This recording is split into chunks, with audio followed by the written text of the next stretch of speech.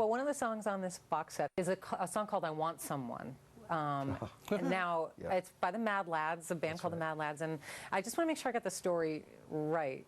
Was it one of the first songs that you bonded over and then later recorded on Daryl's show? What it was is right around the time when we were first getting together, that story we told about the Adelphi Ballroom, we were it was that thing, what kind of music do you like, what kind of music do you like? And we both had been going to this place called the Uptown Theater in Philly, and the Mad Lads used to be there frequently, and we really liked them and liked that song in particular. So it's one of those ones that we never sang it together or any of that kind of thing, but we used to reference it a lot over the years.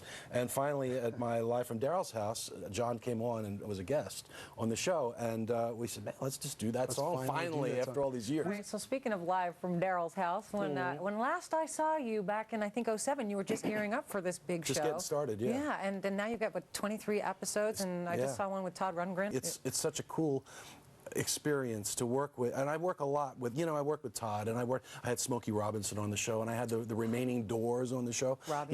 So these are people who are, the veterans, but other than them, it's been all new bands, and the way the new bands and new singer-songwriters interact with my band and me and everything, it's really interesting to see these generations come together and what comes out of it, and it's a constant challenge, got to stay on your toes, and it's just a great musical experience. Yeah. Well, for those who haven't seen this web show, I almost feel like I want to ask John from his experience of being on your show. What was it like? Was he a good host? It was very natural. I mean, surreal and fun. We did the first show that you did was the Christmas show. Yeah, it was actually one of the first shows. So I didn't really have it together. We didn't know what we were doing, and we decided, okay, we were touring with the Christmas show, so that was one of the very first shows. And I had my solo album out, 1,000 Miles of Life, which was just about almost a year ago now. And then I went on and did that along with the songs that we talked about. Yeah, it's just real, just guys getting together, and girls, of course, and playing, singing, drinking a little wine, eating some food, and just having fun. All right, we got another surprise for you guys.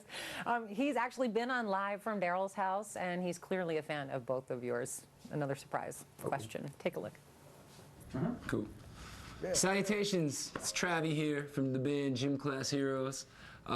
Just wanted to say what's up to Lynn, John, and Daryl. I hope you guys are having a good time. I was introduced to Hall & Oates by my dad, who's a musician, and I remember when I was a kid, I stole the Private Eyes record from him and and just played it over and over and over and over and over. I kind of, started to relate more and more to what Daryl was talking about in a lot of these songs, and I mean, so much to the point I actually had the cover of Private Eyes tattooed on my hands. Oh my God. No, I'm not a fan at all.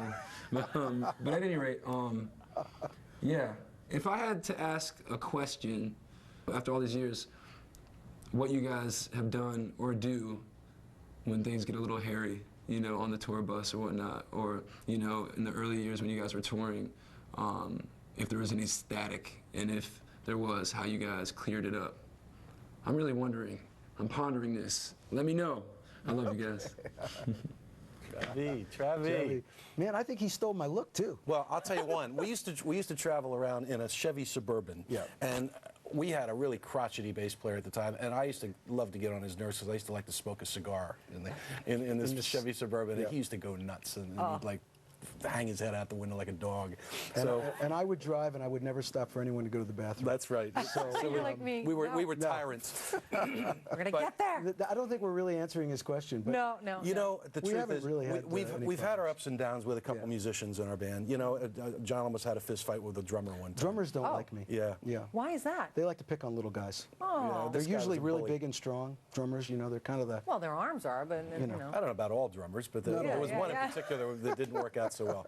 But and that's the exception to the rule, really, because you got to live with these guys and girls, and we've always picked musicians try to pick people for their personalities, who were friends, and we felt a certain simpatico with, and that we could get along with. We've had this band for years and years now, so.